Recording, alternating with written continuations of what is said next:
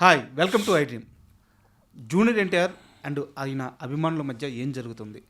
రా ఎన్టీఆర్ పేరుతో స్వరూప్ ఇప్పుడు 100 కోట్ల ఖర్చుతో నేను ఊరువాడ కార్యక్రమం చేస్తానని చెప్పేసి తిరుపతిలో ఆల్రెడీ ప్రెస్ మీట్ పెట్టారు.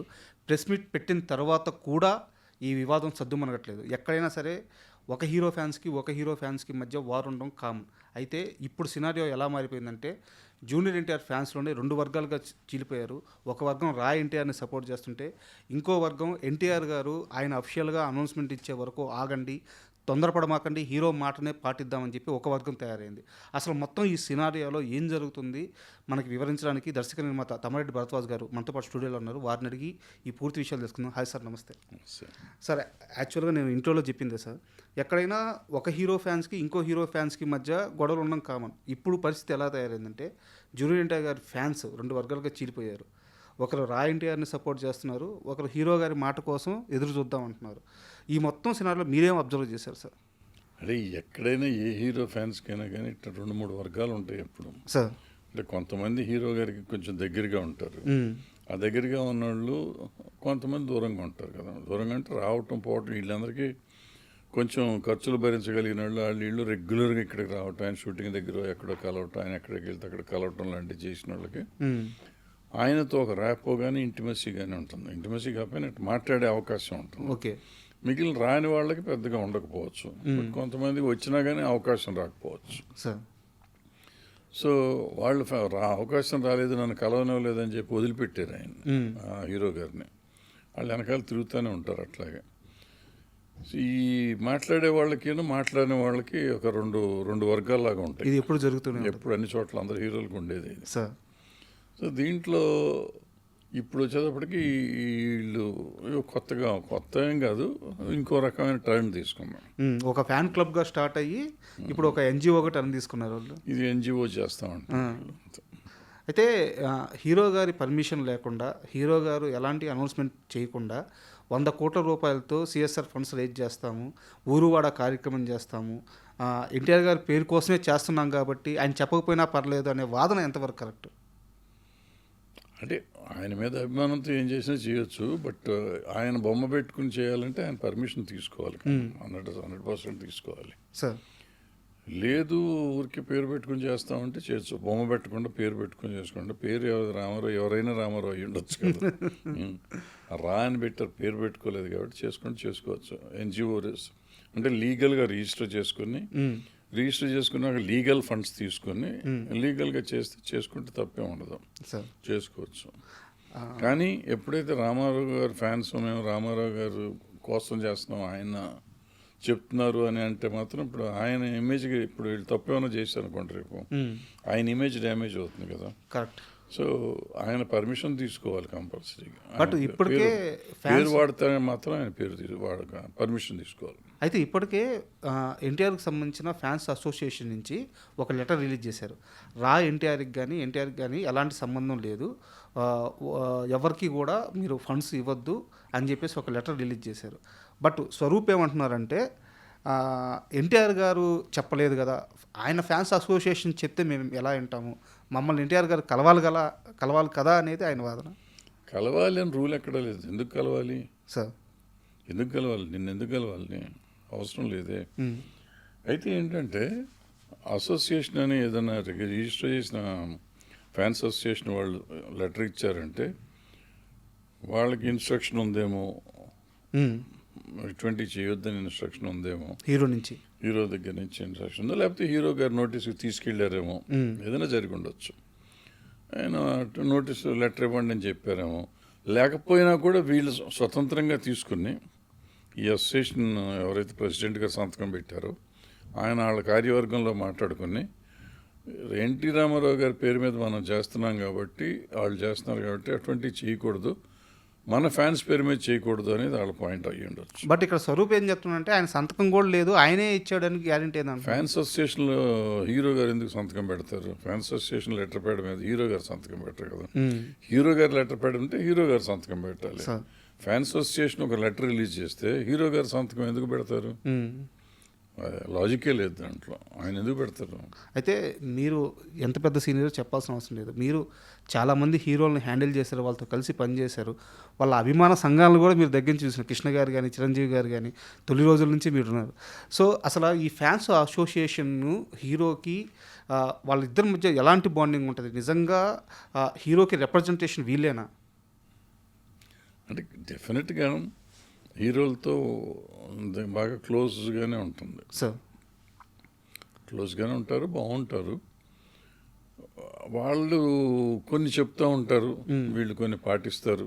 రామారావు గారి రోజుల నుంచి, నాగేశ్వరరావు రోజుల నుంచి వాళ్ళు వచ్చి చాలా ప్రేమగా, చాలా ఇదిగా ఇప్పుడున్న హీరోల వరకు ఎప్పుడప్పుడు మాట్లాడుతుంటారు.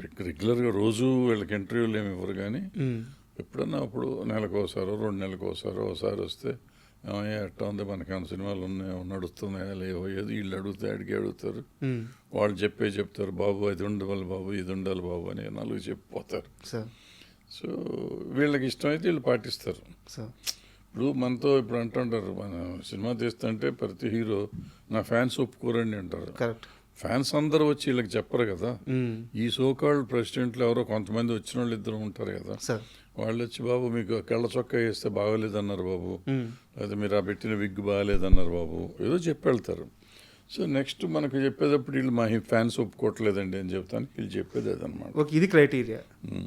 అయితే ఈ ప్రశ్న ఎందుకు అడిగానంటే సార్, ఇప్పుడు ఈ రా ఎన్టీఆర్ ఆర్గనైజర్ ఎవరైతే స్వరూప్ ఉన్నాడో అతను చెప్పేది ఏంటంటే, ఎన్టీఆర్ చుట్టూ అసోసియేషన్కి సంబంధించిన మనుషులు కానీ, ఆయన పక్కన ఉండే మనుషులు కానీ ఒక 3-4 చేరారు. ఆయన్ని మాలాంటి అభిమానులను కలవనీయకుండా చేస్తున్నారు, ఆయనకి రియాలిటీ తెలియనీయకుండా చేస్తున్నారు, ఆయన ఒక ట్రాన్స్లో ఉంచేస్తున్నారు అనేది ఇతని వాదన. నిజంగా ఇలాంటి సినారియో ఉంటుందా? అంటే ఆ ఫ్యాన్స్ చుట్టూతో ఉండే అంత సీన్ ఎక్కడ ఉండదు, ఎవరో ఒకళ్ళిద్దరు కలిస్తే కానీ. ఎప్పుడైనా కానీ ఇప్పుడు రోజు రాణిస్తామంటే 100 మంది ఉంటారు, వచ్చేస్తారు, వచ్చి పని చేసుకొని ఎవరు. అందుకని ఏ హీరో ఫ్యాన్స్ని డైరెక్ట్గా రానివ్వటం అనేది జరగదు. ఎప్పుడో ఒకసారి నెలకు, సంవత్సరానికి ఒకసారి ఫ్యాన్స్ని అందరినీ కలుస్తారు కొంతమంది. కలిసినప్పుడు ఆ వేళల్లో జనం వస్తారు. ఆ రోజు వచ్చినప్పుడు వాళ్ళతో కొంచెంసేపు పిచ్చబెట్టి ఒక అరగంట మాట్లాడేసి వీలైతే సెల్ఫీలు దిగితే వెళ్ళిపోతారు. అది మామూలుగా జరిగే ప్రక్రియ అది. అంతేగాని ఇక్కడ రోజు ఇంటి దగ్గర ఉండి చుట్టూతో కోటరీ పెట్టుకుని మాట్లాడారు అనేది ఉండదు. అయితే వీళ్ళ పాయింట్ ఏంటంటే, 2-3 ఆయన రెగ్యులర్గా మాట్లాడుతున్నాడు ఏమో అయ్యి ఉండొచ్చు, వాళ్ళు 3 మమ్మల్ని రానివ్వట్లేదని వీళ్ళు అనుకుంటున్నారేమో. అదేం ఉండదు. ఎవరికైనా కానీ, ఏ హీరోకైనా కానీ ఆ హీరో చుట్టూతో కొంతమంది ఉంటారు. వాళ్ళు ఫ్యాన్స్ అయ్యి ఉండొచ్చు, చుట్టాలు అయ్యి ఉండొచ్చు, లేదా వాళ్ళ సెక్రటరీలు అయ్యి ఉండొచ్చు, బౌన్సర్లు అయ్యి ఉండొచ్చు, ఎవరైనా ఉండొచ్చు. మన రానివ్వరు, అందరినీ రానివ్వరు. అయితే కాసేపు ఈ రా ఎన్టీఆర్ ఇదంతా పక్కన పెడదాం సార్. జూనియర్ ఎన్టీఆర్ గారి పొలిటికల్ స్టామినా గురించి మాత్రమే మిమ్మల్ని అడుగుతున్నాను. ఎందుకంటే ఇప్పుడున్న జనరేషన్లో ఏ హీరో చుట్టూ ఇలాంటి ఒక వాతావరణం జరగట్లేదు. ఆయన అసలు ఎలాంటి స్టేట్మెంటు ఇవ్వలేదు. ఆయన వచ్చేస్తాడని 18వ తేదీ అఫిషియల్గా రాబోతున్నాడని ముందు న్యూస్ వచ్చింది. తర్వాత ఊరువాడ, అది హాట్ టాపిక్ అయిపోయింది. అసలు జూనియర్ ఎన్టీఆర్ గారి పొలిటికల్ స్టామినాని ఎలా అనలైజ్ చేస్తారు? అంటే ఎన్టీ రామారావు గారు రావాలి పాలిటిక్స్లోకి అని ఒక వర్గం పబ్లిక్లో, వాళ్ళ ఫ్యాన్స్ కాదు, జనరల్ పబ్లిక్లో కూడా ఉంది. ఆయన రావాలని, ఆయన కలుస్తానికి చాలామంది ప్రయత్నాలు కూడా చేస్తున్నారు. ఆయన నాకు తెలిసినంతవరకు ఎవరిని కలవలే ఇంతవరకు, కలిసి మాట్లాడలేదు ఎవరితోనూ. సో నాకు తెలిసిన సమాచారం, అది నేను పెద్ద ట్రై చేయలేదు కానీ నాకు తెలిసిన సమాచారం. బట్ నాకు తెలిసింది ఏంటంటే, డెఫినెట్గా ఒక వ్యాక్యూమ్ ఉంది ఆంధ్ర రాజకీయాల్లో. జూనియర్ ఎన్టీఆర్ గారు వస్తే బాగుంటుంది. ఆయన రాజకీయంగా ఎంతో కొంత అవగాహన ఉన్న మనిషి. అందుకని లాస్ట్ టైం ఎలక్షన్స్లో, అంతకుముందు ఎలక్షన్స్లో చూసినప్పుడు ఆయన మాట్లాడిన విధానంగా అనేది ఉంది. మరి తర్వాత 10 ఏళ్ళు అయిపోయింది కాబట్టి ఆయన కొంత పరిపక్వత వచ్చి ఉంటుంది అనే ఉద్దేశంతో చాలామంది ఆయన వస్తే బాగుంటుంది, ఎన్టీ రామారావు గారి వారసుడిగా, ఈయన పాపులర్ హీరోగా, ఒక నాలెడ్జ్ ఉన్న పర్సన్గా వస్తే బాగుంటుంది. అందులో ఇప్పుడు కొత్తగా విజయ్ ముఖ్యమంత్రి అయిపోయినాక వస్తే బాగుంటుంది అనే లెక్కలో వీళ్ళంతా ఉన్నారు.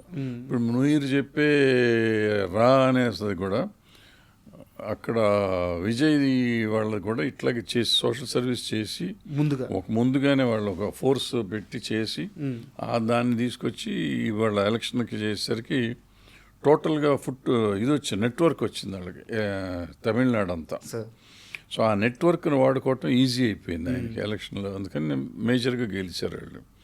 సో అదే నెట్వర్క్ చేసేస్తే వస్తుంది కదా అనే ఉద్దేశంలో బయట జనం కూడా అనుకున్నారు. ఈ అనుకుంటున్నది వీళ్ళు విన్నారేమో, వీళ్ళు ముందు మొదలెట్టేద్దాను ఊరు వాడ అని ఉంటారు. ఇప్పుడు ఆ స్వరూప్ చెప్పేది కూడా ఇదే సార్. అంటే ఒక్కసారి అంటే 27,000 మంది మెంబర్స్ ఉన్నాం మేము. ఇంత పెద్ద ఒక ఫ్యాన్ క్లబ్, ఒక ఎన్జిఓ అయింది, ఇన్ని కార్యక్రమాలు చేస్తాం. నిజంగానే రా ఎన్టీఆర్ అనేది కరోనా టైంలో చాలా గుడ్ సర్వీస్ చేశారు సార్.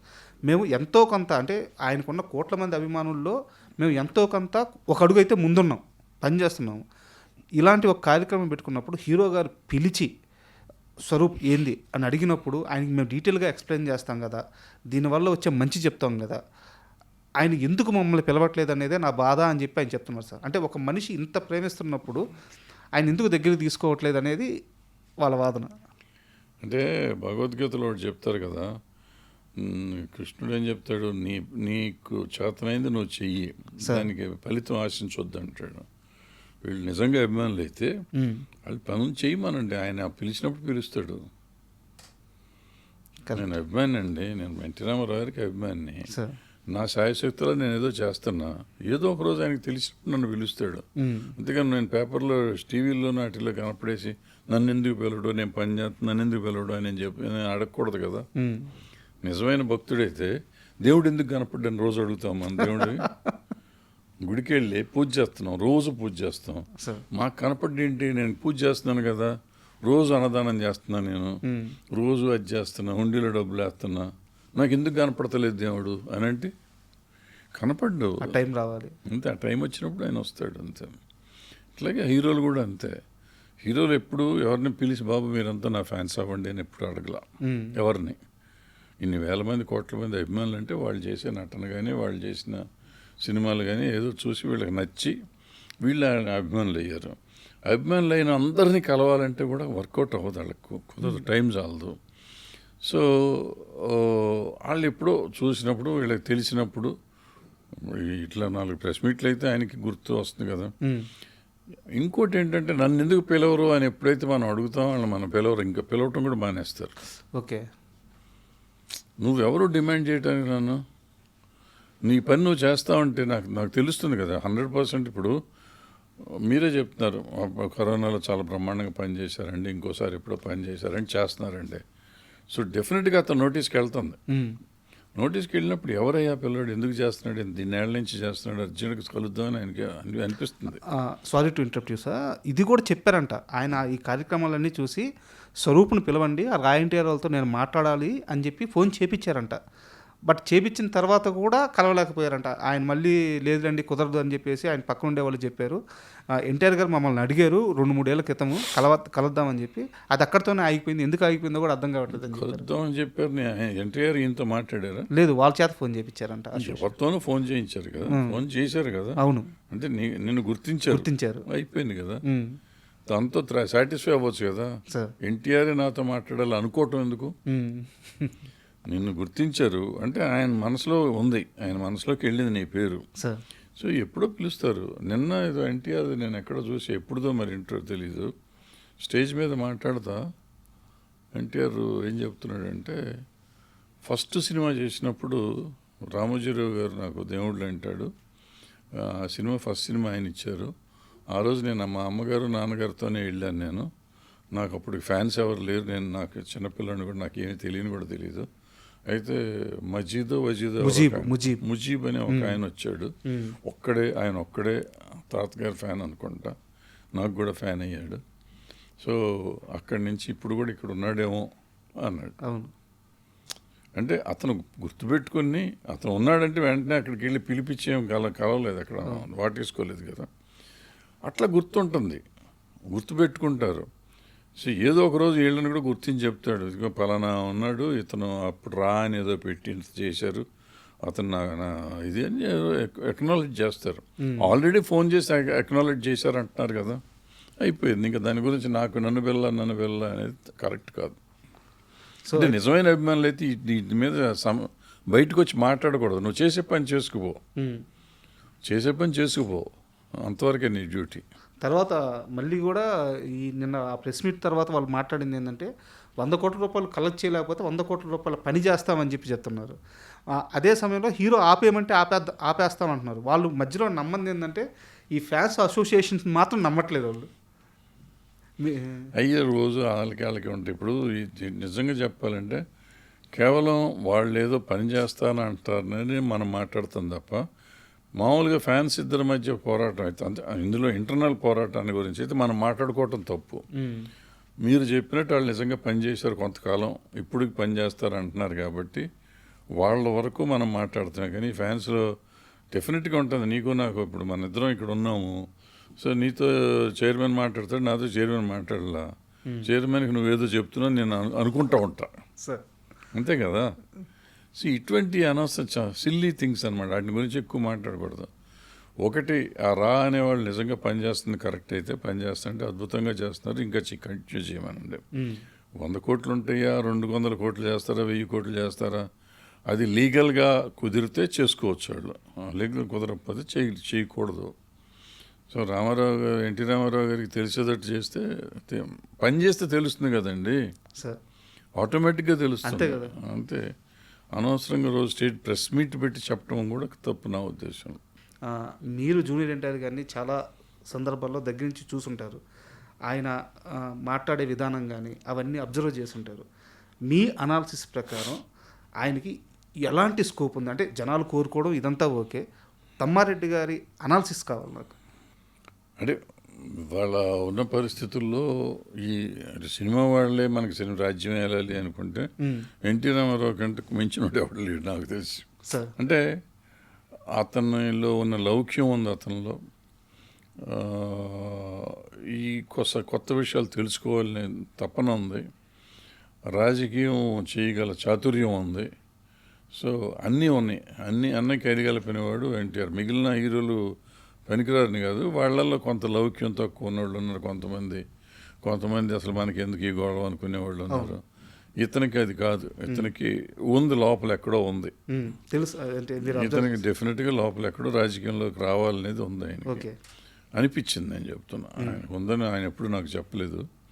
సో అనిపించింది. సో ఏదో ఒకరోజు వస్తాడు, అతనికి చేయగలిగిన అన్ని రకాల అర్హతలు ఉన్నాయి, రాజకీయం చేయగలిగిన అర్హతలు ఉన్నాయి కాబట్టి రావచ్చు.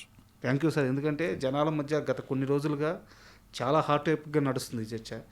సో ఒక మంచి అనాలిసిస్ అందజేశారు, నిజంగా థ్యాంక్ యూ వెరీ మచ్.